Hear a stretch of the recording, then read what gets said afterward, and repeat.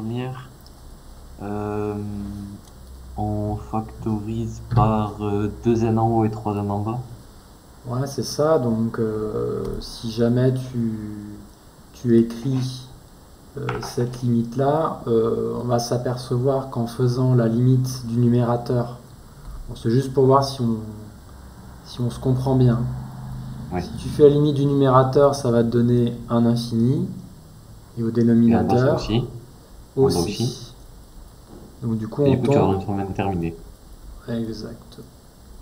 Donc, une petite accolade, et donc, bah, par quotient, bon, même pas obligé de le dire, on a ici une forme indéterminée. Ça va pas, donc on a un réflexe pour sortir d'une forme indéterminée en l'infini, c'est effectivement de factoriser par le terme de plus haut degré. Donc au numérateur, ce sera en fait n, 2n. mais on peut mettre 2n. Hein. Ah oui, n.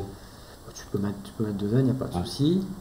Et on va se demander par quoi est-ce qu'il faut multiplier 2n pour retrouver ce qu'on avait avant, c'est-à-dire 2n plus 1. Ah ben, 1 plus 1 sur 2n. Voilà.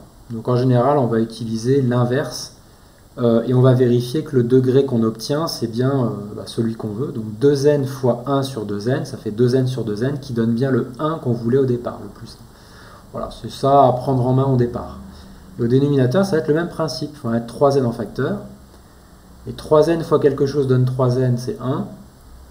Et pour avoir le 5, Hmm, 5 sur 3n. on va faire 5 sur 3n, parce que 3n fois 5 sur 3n, ça donne 5. L'objectif étant de pouvoir simplifier les n si possible, ou au maximum en tout cas.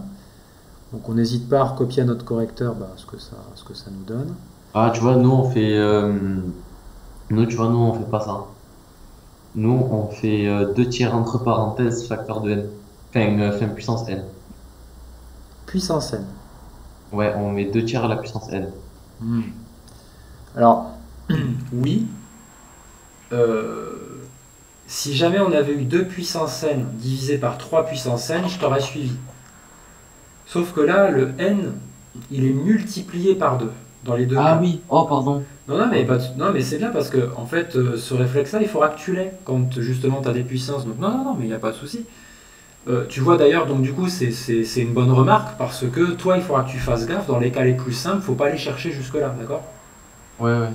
Mais non, mais il faut avoir en tête cet exemple. Alors après, oui, pas le caser. Bon, là, c'était pas le moment, Oui. on va dire. Ok, comment est-ce que vous avez justifié ensuite les limites?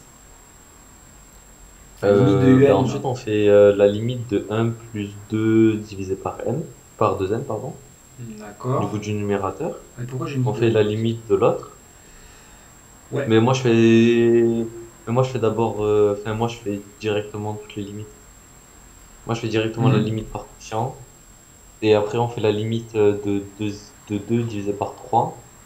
Et ensuite, on fait par produit. Et du coup, on a Ok. comment ça Donc, s'appelle donc tu as décortiqué en fin de compte, tu as fait limite de 1 plus 20, tu as tout justifié, donc c'est très bien, parce que c'est ce qu'il faut faire. Ouais. Donc ça, tu t'aperçois que ça fait 1. Je te conseille de mettre un résultat de cours qui est que la limite de 1 sur n d'une manière générale, c'est toujours 0.